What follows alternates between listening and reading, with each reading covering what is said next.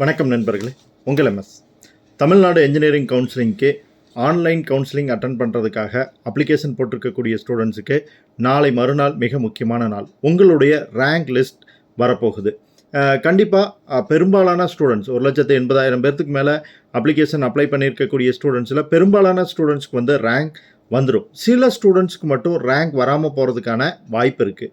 என்னென்ன காரணங்களால் இவங்களுக்கு ரேங்க் வராமல் போகலாம், அதை எப்படி சரி செய்யலாம் அப்படிங்கிறத வந்து நம்ம இந்த வீடியோவில் பார்க்க போகிறோம். வீடியோவை முழுசாக பாருங்கள். பிடிச்சிருந்ததுனா லைக் பண்ணி ஃப்ரெண்ட்ஸுக்கும் ஷேர் பண்ணுங்கள், சப்ஸ்கிரைப் பண்ணி சப்போர்ட் பண்ணுங்கள். ரைட், என்னென்ன காரணங்களால் அப்ளிகேஷன்ஸ் ரிஜெக்ட் ஆகிறதுக்கான வாய்ப்பு, அதாவது ரேங்க் வராமல் போகிறதுக்கான வாய்ப்பு இருக்குது அப்படிங்கிறத நம்ம பார்க்கலாம். ஃபஸ்ட்டு விஷயம் என்ன அப்படின்னா, நீங்கள் அப்ளிகேஷன் போட்டிருப்பீங்க.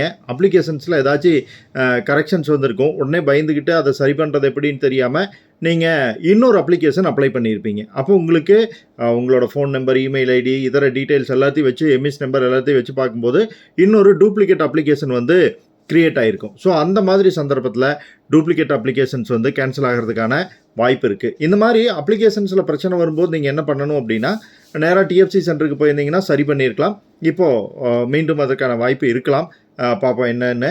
அடுத்ததாக பார்த்தீங்கன்னா, minimum eligibility mark, minimum marks not obtained அப்படிங்கிற ஒரு ரீசன்னால் உங்களுக்கு வந்து அப்ளிகேஷன் ரிஜெக்ட் ஆகலாம். அது என்ன மினிமம் மார்க்ஸ் அப்படின்னு பார்த்தீங்கன்னா, நீங்கள் இந்த சப்ஜெக்ட்ஸ் என்னென்ன சப்ஜெக்ட்ஸ் இருக்கோ, ஃபிசிக்ஸ், கெமிஸ்ட்ரி, மேத்ஸில் மினிமம் எவ்வளோ மார்க் ஒவ்வொரு சப்ஜெக்ட்லேயும் அப்டைன் பண்ணியிருக்கணும்னு சொல்லுவாங்க. ஜென்ரல் கேட்டகரி அல்லது ஓப்பன் காம்படிஷனுக்கு பார்த்தீங்கன்னா 45% மார்க் எடுத்திருக்கணும். BC, BCM, MBC, DNC, SC, SCA, ST இந்த ஸ்டூடெண்ட்ஸ் எல்லாருமே வந்து மினிமம் 40% மார்க் வந்து ஸ்கோர் பண்ணியிருக்கணும் உங்களோட சப்ஜெக்டில். அப்படி இருந்தால் தான் நீங்கள் எலிஜிபிள். அப்படி ஒரு சப்ஜெக்டில் மார்க் குறைஞ்சிருந்தாலும் கூட நீங்கள் எலிஜிபிள் இல்லை அப்படிங்கிறதுனால உங்களுக்கு ரிஜெக்ட் ஆகிருக்கிறதுக்கான வாய்ப்பு இருக்குது. அந்த 45% அப்படிங்கிறது ஓவரால் வரக்கூடியது. அதனால் அதை நீங்கள் வந்து செக் பண்ணி பார்த்துக்குங்க, அது கரெக்டாக தான் இது பண்ணியிருக்கீங்களா அப்படின்னு. Minimum average marks in mathematics, physics and chemistry put together in +2 அப்படின்னு கொடுத்துருக்காங்க. மிக முக்கியமான இன்னொரு விஷயம், எ பாஸ் அப்படிங்கிறத கொடுத்துருக்காங்க. A pass with minimum average marks, இதெல்லா சப்ஜெக்ட்லையும் சேர்த்து ஆவரேஜ் மார்க். ஃபிசிக்ஸ், கெமிஸ்ட்ரி, மேத்ஸில் 45 இருக்கணும். நீங்கள் ஜென்ரல் கேட்டகரியாக இருந்தால், அதர்ஸாக இருந்தீங்க அப்படின்னா உங்களுக்கு 40% இருக்கணும். அடுத்த ஒரு மிக முக்கியமான விஷயம் என்ன அப்படின்னா, ஃபெயில் என்ன சப்ஜெக்ட். கண்டிப்பாக நீங்கள் இந்த கவுன்சிலிங்கில் பார்ட்டிசிபேட் பண்ணணும் அப்படின்னா நீங்கள் எல்லா சப்ஜெக்ட்லேயும் பாஸ் பண்ணியிருக்கணும். எலிஜிபிள் சப்ஜெக்ட் மட்டும் இல்லை. நான் ஃபிசிக்ஸில் சென்டம், கெமிஸ்ட்ரியில் சென்டம், மேத்ஸில் சென்டம், பட் ஏதாவது ஒரு சப்ஜெக்டில் தமிழ்லையோ, இங்கிலீஷ்லையோ, பயாலஜிலையோ, கம்ப்யூட்டர் சயின்ஸ்லையோ நீங்கள் ஃபெயிலாக இருந்தாலும் கூட நீங்கள் அப்ளை பண்ண முடியாது. பாஸ்டு கேண்டிடேட் தான் வந்து இந்த கவுன்சிலிங்க்கு அப்ளை பண்ண முடியும். அப்படிங்கிறதுனால எலிஜிபிள் சப்ஜெக்ட்ஸ் மட்டும் இல்லை, எந்த சப்ஜெக்டில் ஃபெயிலாக இருந்தாலும் நீங்கள் இந்த கவுன்சிலிங்கை அட்டன் பண்ண முடியாது. அடுத்ததாக பார்த்தீங்க அப்படின்னா, மேண்டேட்ரி சர்டிஃபிகேட்ஸ் நாட் அப்லோடட். அது என்ன மேண்டேட்ரி சர்டிஃபிகேட்ஸ் அப்படின்னு பார்த்தீங்கன்னா, நீங்கள் அப்ளிகேஷன்லாம் கம்ப்ளீட் பண்ணிவிட்டு பின்னால் சர்டிஃபிகேட் அப்லோட் பண்ணும்போது சிவப்பு கலர் ஆஸ்ட்ரிக்ஸ் கொடுத்துருப்பாங்க. அதில் இருக்கக்கூடிய சர்டிஃபிகேட்ஸ் எல்லாத்தையுமே நீங்கள் அப்லோட் பண்ணியிருக்கணும். பண்ணாமல் இருந்திருந்தீங்கன்னா உங்களுக்கு வந்து எலிஜிபிலிட்டி இருக்காது. மெயினாக பார்த்தீங்கன்னா 10th mark sheet, 12th mark sheet, அப்புறம் கம்யூனிட்டி சர்டிஃபிகேட், இந்த மாதிரி சர்டிஃபிகேட்ஸ் வந்து உங்களுக்கு கேட்டிருப்பாங்க. அதில் ஏதாவது ஒரு சர்டிஃபிகேட் வந்து நீங்கள் அப்ளை பண்ணாமல் இருந்திருந்தீங்க, அப்லோட் பண்ணாமல் இருந்திருந்தீங்க அப்படின்னா உங்களுக்கு கிடச்சிருக்காது. மெயின் வந்து 10th மார்க் ஷீட், 2வது 12th மார்க் ஷீட், 3வது பெர்மனன்ட் கம்யூனிட்டி சர்டிஃபிகேட், உங்களோட ஃபோட்டோ, உங்களோட சிக்னேச்சர், ஃபஸ்ட் கிராஜுவேட் கொடுத்துருந்தீங்கன்னா ஃபஸ்ட் கிராஜுவேட், ஸ்போர்ட்ஸ் கேட்டகரிக்கான சர்டிஃபிகேட்ஸ் கொடுத்துருந்தீங்கன்னா ஸ்போர்ட்ஸ் கேட்டகரிக்கான சர்டிஃபிகேட்ஸ், இதெல்லாமே வந்து நீங்கள் கொடுத்துருக்கணும். ஸ்போர்ட்ஸ் கேட்டகரிக்கான சர்டிஃபிகேட்ஸ் கூட ஆப்ஷனல் தான், பட் ஃபஸ்ட் கிராஜுவேட் சர்டிஃபிகேட் வந்து நீங்கள் கொடுத்துருந்தீங்கன்னா மேண்டேட்ரி. அதெல்லாமே இருக்குதா அப்படின்னு பார்த்துக்குங்க. சில பேர் வந்து அந்த ரெசிப்ட் வச்சு அப்ளை பண்ணியிருப்பீங்க. இப்போது அந்த ரெசிப்ட்டுக்கு பதிலாக ஒரிஜினல் மார்க் ஷீட் வந்திருக்கும், ஒரிஜினல் ஃபஸ்ட் கிராஜுவேட் சர்டிஃபிகேட் வந்திருக்கும். அதை ரெடி பண்ணி வச்சுக்கோங்க. அடுத்ததாக பார்த்தீங்கன்னா, நேட்டிவிட்டி சர்டிஃபிகேட் அப்லோட் பண்ணாமல் இருந்திருக்கலாம். நீங்கள் தமிழ்நாடு ஸ்டூடெண்ட்டாக இருந்து தமிழ்நாட்டில் 8வதுலேருந்து படிச்சிருந்தீங்க அப்படின்னா உங்களுக்கு வந்து சர்டிஃபிகேட் வந்து எதுவும் அப்லோட் பண்ண தேவையில்லை.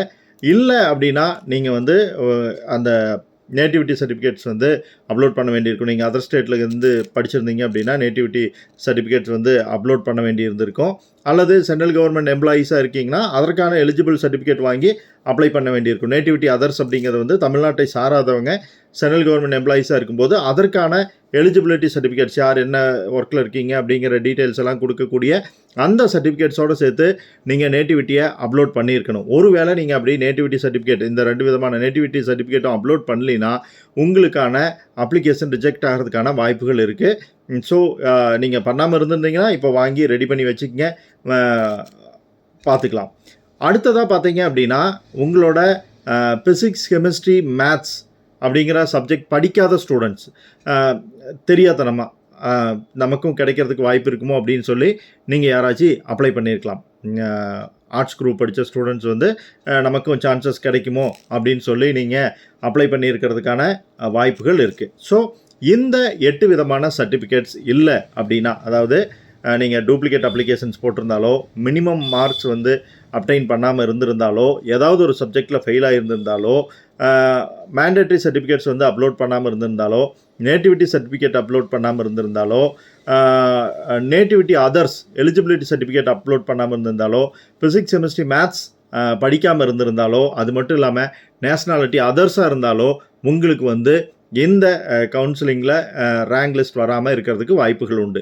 சரி, இப்போது தப்பாயிருச்சு, என்ன பண்ணலாம் அப்படின்னு கேட்டிங்கன்னா, இந்த ரேங்க் லிஸ்ட்டில் வரக்கூடிய குழப்பங்களை சரி பண்ணிக்கிறதுக்காக தான் உங்களுக்கு வந்து டேட் கொடுத்துருக்காங்க.